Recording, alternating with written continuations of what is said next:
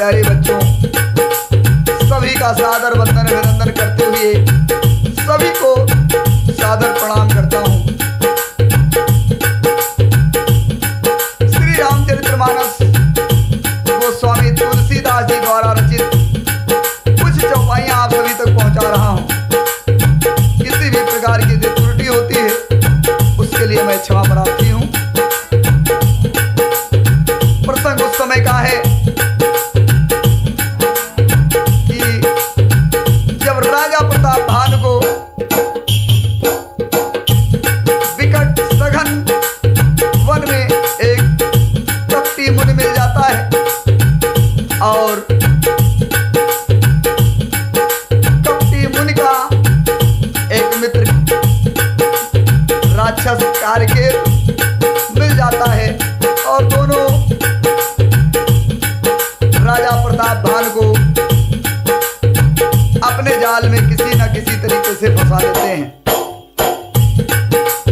और राजा से कहते हैं कि मैं आपके यहाँ रसोई बनाऊंगा, किसी दूसरे को ये खबर नहीं होनी चाहिए कि रसोई कौन बना रहा है और मैं आपके पुरोहित के रूप में आपके घर में आऊंगा।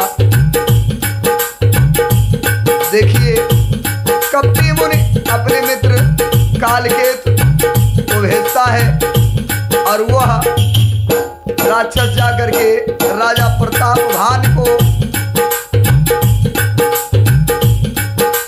घोड़े सहित राजा प्रताप भानु के दरबार में पहुंचा देता है और राजा प्रताप भानु के पुरोहित को उठा लाता है। सुनिएगा, तो राजा के पुरोहित ही हरि लई गयो बहोरी, ले राक्षसी गिरी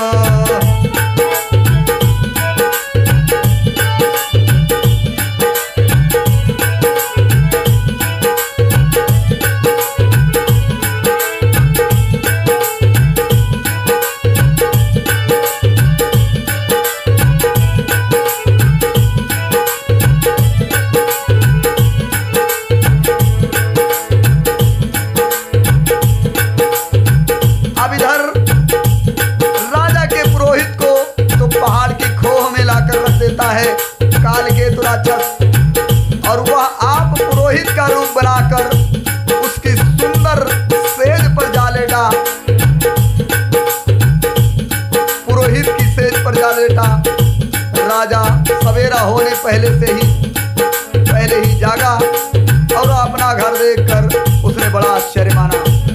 मन में मुनि की महिमा का अनुमान करके वह धीरे से उठा, जिसमें रानी न जान पावे। फिर उसी घोड़े पर चढ़कर वन को चला। नगर के किसी भी स्त्री पुरुष ने नहीं जाना। दोपहर बीत जाने पर राजा आया। घर घर उत्सव होने लगे और बधावा बजने लगे। जब राजा ने पुरोहित को देखा तब वह उसी कार्य का स्मरण करके उसी आश्चर्य से देखने लगा। राजा को 3 दिन युगों के समान बीते। उसकी मत कपटी मुनि ने हर रीति उसी के चरणों में लगी थी। निश्चित समय जानकर पुरोहित बना हुआ राक्षस आया और राजा के साथ हुई गुप्त सलाह के अनुसार सब विचार कर उन्हें समझाकर कहा,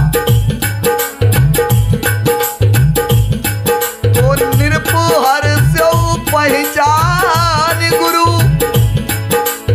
भ्रमवश रहा न चेत, बड़े तुरत सत सहस्वरी विप्र कुटुंबु समेत।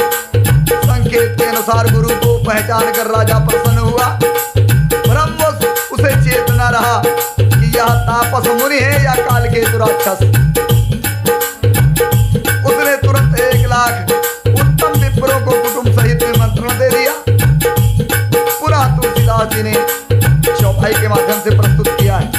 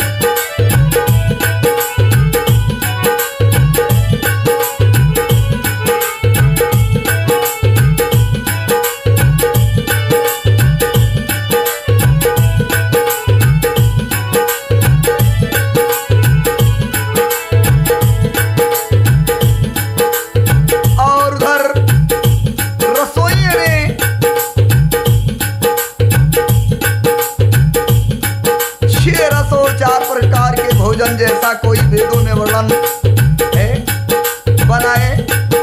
उसने मायामयी रसोई तैयार की और इतने व्यंजन बनाए कि जिन्हें कोई गिन नहीं सकता था।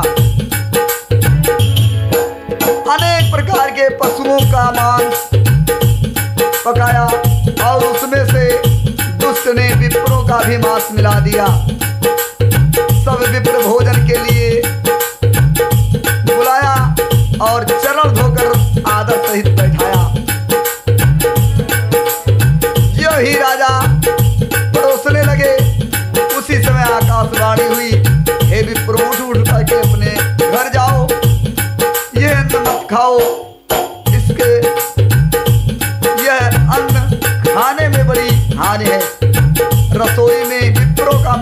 बना है। आकाशवाणी का विश्वास मानकर सभी विप्र अपने उठ करके खड़े हो गए। राजा व्याकुल हो गए। राजा प्रतापभान बहुत ही चिंतित हुए। उसकी बुद्ध मोह में भूली हुई थी। होनहार बस उनके मुख से एक बात ना निकली तो बोले विप्र सको पुतब नहीं कर चुकीन विचार। अरे जाय निशाचर हो उनको मूढ़ सहित परिवार। अब विप्रों ने श्राप दे दिया क्रोधवश। उन्होंने कुछ विचार भी नहीं किया। कहा है राजन प्रताप भानु, जाओ परिवार सहित तुम राक्षस हो जाओ। पुनः तुलसीदास जी ने चौपाई के माध्यम से प्रस्तुत किया है। छत्र बंधु पे विप्र बोलाई, ढाले लिए सहित समुदायी। ईश्वर राखा धर्म हमारा, जय हंसते समेत परिवारा। सम्मत माधिनाथ तहो, जलदाता नहीं राही कुल सो। नृप सुन श्राप जो कली अति त्रासा, भय बहोर बरि गिरा कसा। विप्रहु साप विचारी न दीना, नहीं अपराध भूमि कछु कीना। चकित विप्र सुनी नभवानी, चकित विप्र सद सुनी नभवानी। भूप गयो जहाँ भोजन खानी, सन नहीं विप्र सुवारा। धीरे वो रहु मन सोच अपार,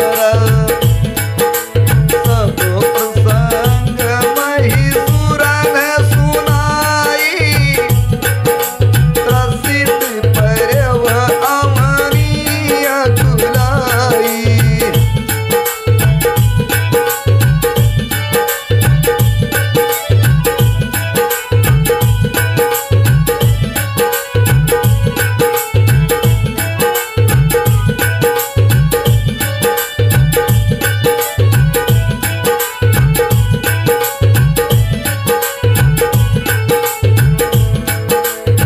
विप्रों ने क्रोध में भर करके श्राप दे दिया और कहा, अरे नीच क्षत्रिय प्रतापभान, तूने तो परिवार सहित विप्रों को बुला करके उन्हें नष्ट करना चाहा था। ईश्वर ने हमारे धर्म की रक्षा की, अब तू परिवार सहित नष्ट होगा। 1 वर्ष के भीतर तेरा विनाश हो जाएगा। तेरे कुल में कोई पानी देने वाला नहीं रहेगा। और ये सुनकर भय के मारे राजा प्रतापभान बहुत व्याकुल हो गया। फिर सुंदर आकाशवाणी हुई, हे विप्रो, तुमने विचार का श्राप नहीं दिया है। राजा ने कुछ भी अपराध नहीं किया। आकाशवाणी सुनकर सब विप्र चकित हो गए। तब राजा वहां गया जहां भोजन बना था, और जब देखा वहां ना भोजन था, ना रसोईया था, ना कोई विप्र ही थे। तब राजा के मन में अपार चिंता हुई और लौटा। उसने विप्रों को सारी कथा सुनाई और बड़ा ही भयभीत और व्याकुल होकर वह पृथ्वी पर गिर पड़ा। विप्रों ने कहा कि भूपत भाभी मिटे नहीं, यद्यपि न दूषण तोर।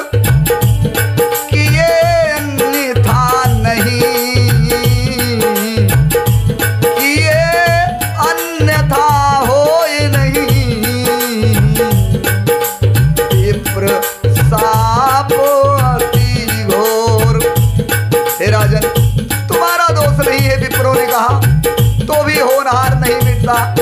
विप्रों का साप बहुत भयानक होता है और किसी तरह से भी टाले नहीं डलता।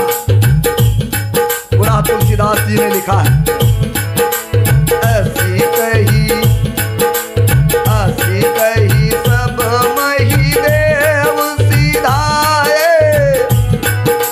समाचार पुर लोगन पाए, सोचहि दूषण दैवहि देहि, तिरछत हंस काग किए देहि,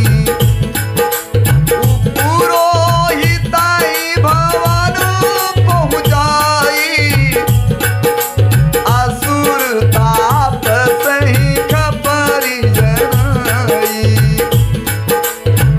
पुरोहिताई भवन पहुँचाई, असुर ताप सही खबर जनाई,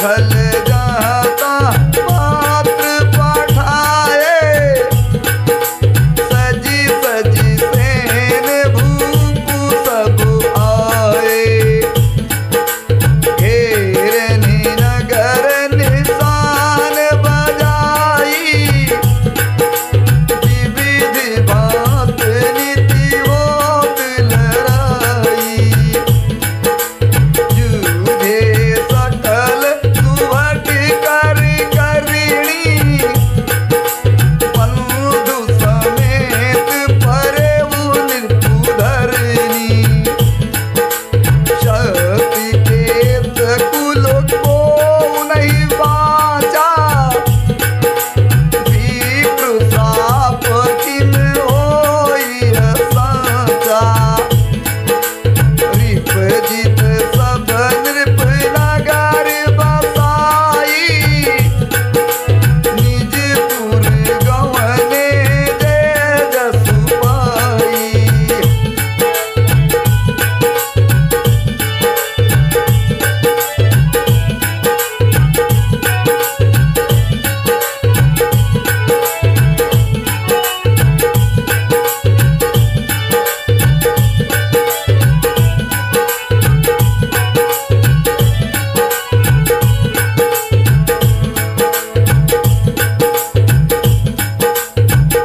सही विप्रों ने कहा कि तुम्हारा दोष नहीं है राजन, फिर भी विप्र का श्राप मिट नहीं सकता है।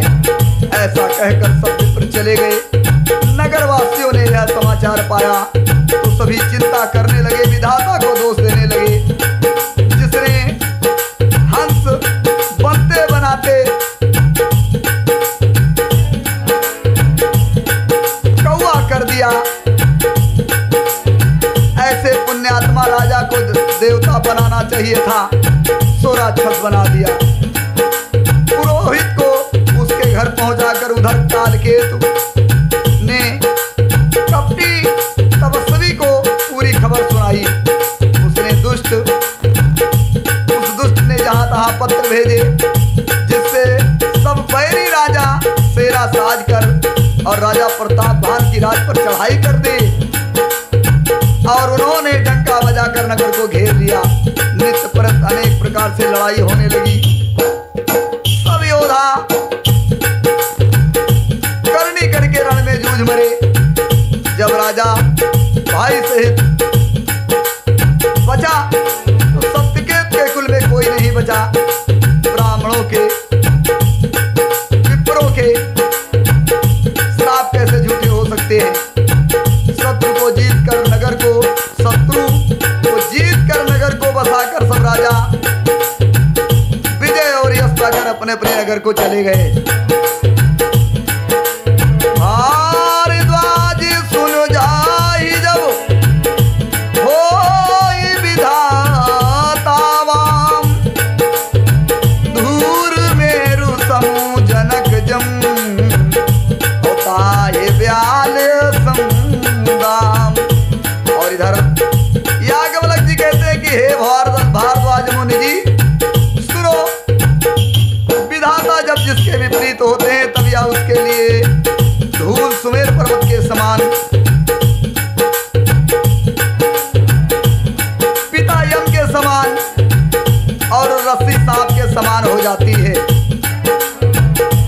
इधर तुलसीदास जी ने पुनः लिखा है, काल पाए मुनि, काल पाए मुनि सुन सोई राजा,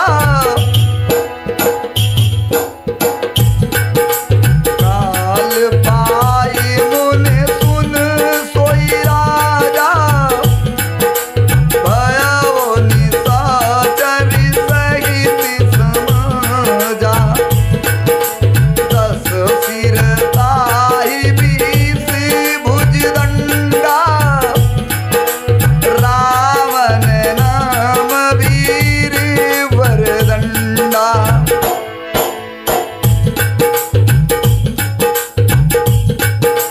10 सिर ताहि 20 भुज दंडा, रावण नाम वीर वरवंडा।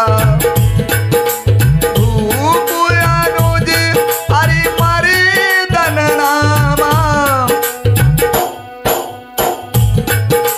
भूप अनुज हरि मर्दन नामा, भयव सो कुंभकर्ण बलधामा। सचिव जो रहा धर्म रुचि जासु, भयव विमात्र बंधु लघुदासु। नाम विभीषण जेहि जग जाना, विष्णु भगत विज्ञान निधाना।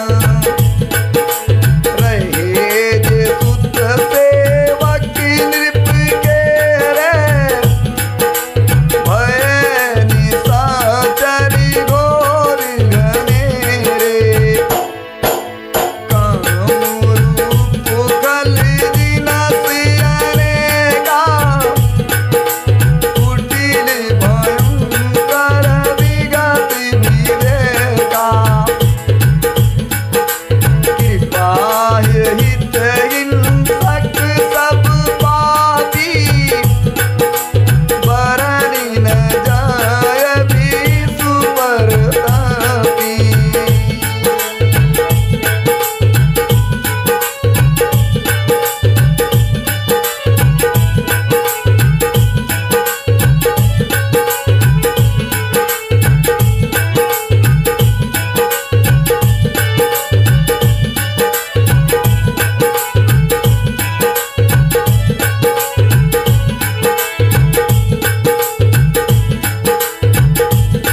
हे मुनि, भारद्वाज मुनसे अगलग जी ने कहा कि हे मुनि सुनो, समय पाकर वही राजा प्रतापवान परिवार सहित रावण नाम का राक्षस हुआ। उसके 10 सिर 20 भुजाएं थी। वह बहुत ही प्रचंड सूरवीर था। हरिवर्धन नाम का जो उसका भाई था, वह बल का धाम कुंभकर्ण हुआ। और उसका जो मंत्री था, जिसका नाम धर्मरुचि था, वह रावण का सौतेला छोटा भाई हुआ, जिसका नाम विभीषण था। जिसे सारा जगत जानता है, वह विष्णु भक्त और ज्ञान विज्ञान का भंडार था।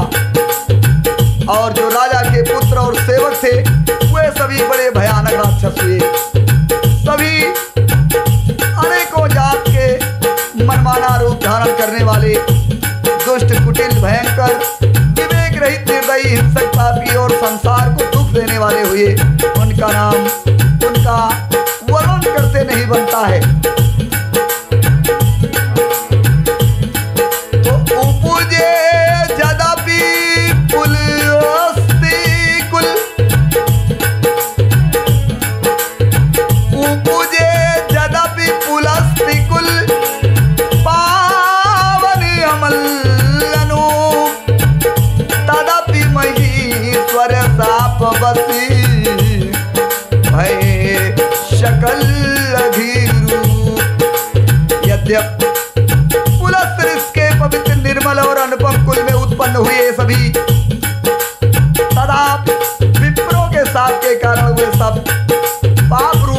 डॉक्टर ही हुए। पुनः तुलसीदास जी ने लिखा है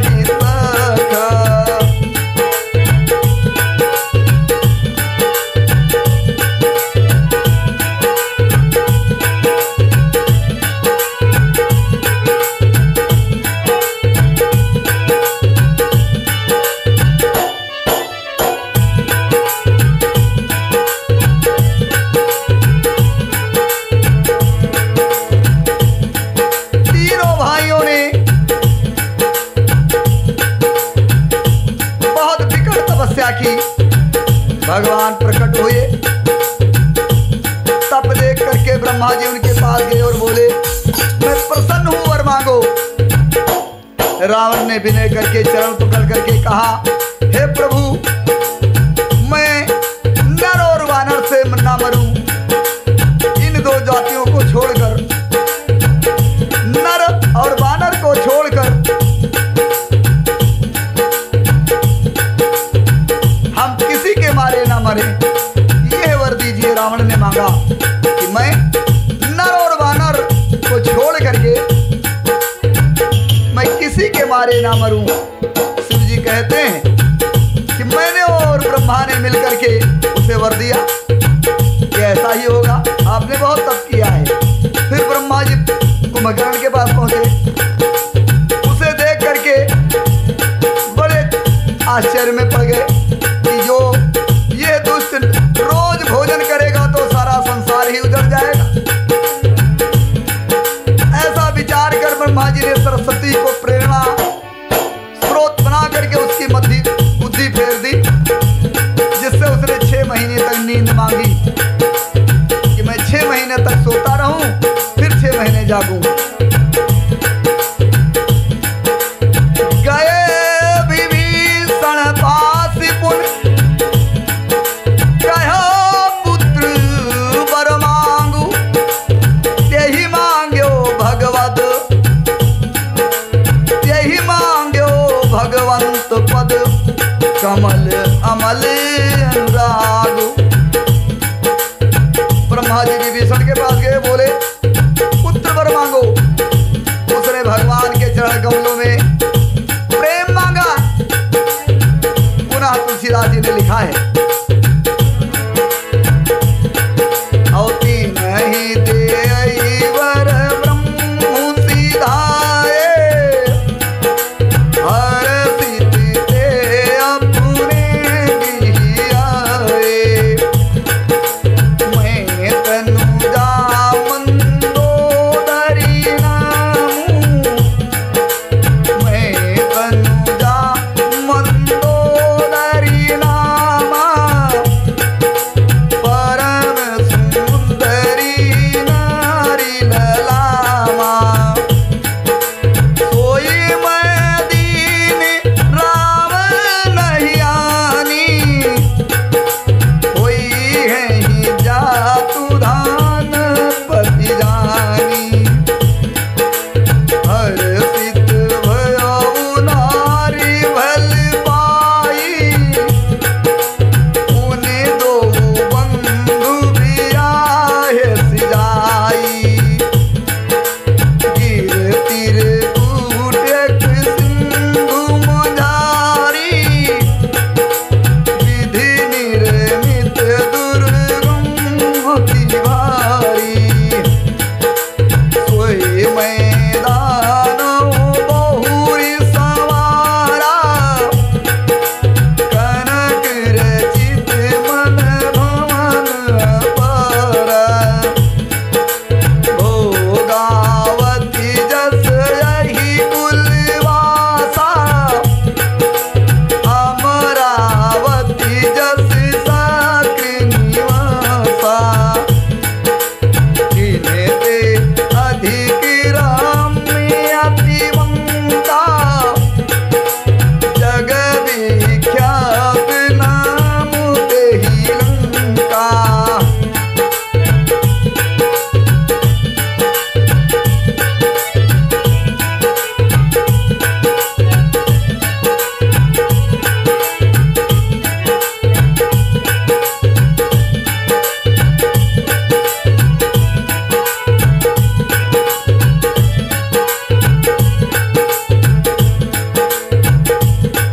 ब्रह्मा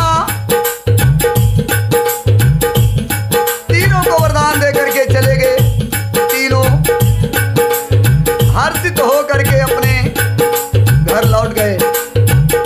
मैदानों की मंदोदरी नाम की कन्या परम सुंदरी और स्त्रियों में शिरोमणि थी। मैंने उसे लाकर रावण को दिया।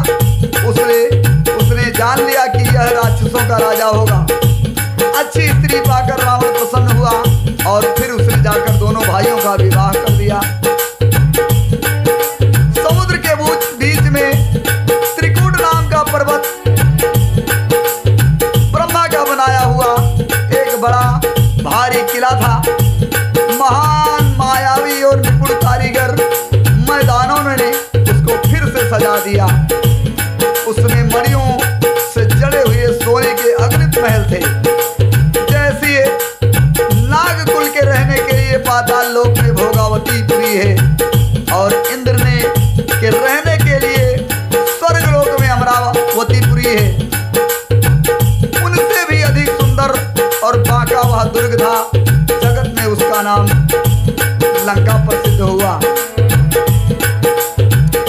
तो खाई सिंधु गंभीर चारहु दिस फिरी आवो, कनक कोट मन खचित दृढ़ी, बरन न जाई बनाओ।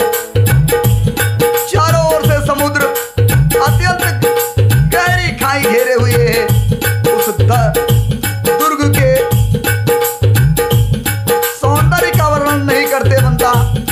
सोने का मजबूत परकोटा है जिसकी कारीगरी का वर्णन नहीं किया जा सकता। तो हारी प्रेरित जही कलप जोई, जात दानु पति होई, शूर प्रतापी अतुल बल, कल समेत बस सोए। भगवान की प्रेरणा से जिस कल्प में जो राक्षस का राजा रावण होता है वही सूर प्रतापी अतुलित बलवान अपनी सेना सहित उस पुरी में बसता है, निवास करता है। पुनः तुलसीदास जी ने लिखा है, रहे निशाचर रहे ताहा निश्चर भट भारे, रहे ताहा निश्चर भट भारे, ते सब सुरन समर संघारे, अब तारा सक्र के प्रेरे, राक्षस कोट अधिपति तेरे, अब तुम्हारा सक्र के प्रेरे, राक्षस कोट अधिपति तेरे, दस मुख कताहु खबारी असपाई, शेन साज गढ़ी घेर सी जाई, देख बिकट बट बड़ी कटिकाई, जछि जीव ले गए पराई, फिर सब नगर दसानन देखा, गया सोच सुख भऊ विसेखा, सुंदर सहज अगम अनुमानी, कीन ताहा रावण रजरानी, जेहि जस जोग बाट गृह दीने, सुखी सकल रजनी चरी कीने, एक बार कुबेर पर धावा, उस पट जान जीत ले आवा।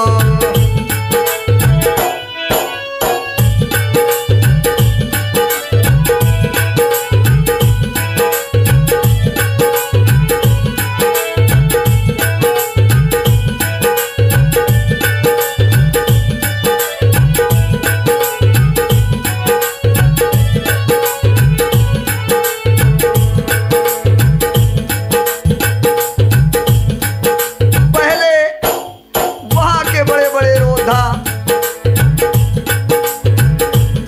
उस पुरी में निवास करते थे। देवताओं ने उन सबको युद्ध में मार दिया। अब इंद्र की प्रेरणा से वहां कुबेर के 1 करोड़ रक्षक रहते थे, यक्ष लोग रहते थे।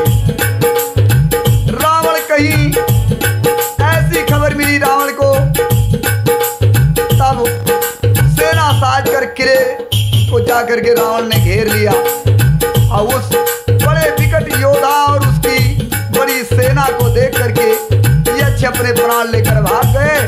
तब रावण ने घूम फिर कर सारा नगर देखा, उसकी चिंता मिट गई और उसने बहुत ही प्रसन्नता से उस पुरी का सौंदर्य देखा। दुर्गा बलवान करके रावण वहां अपनी राजधानी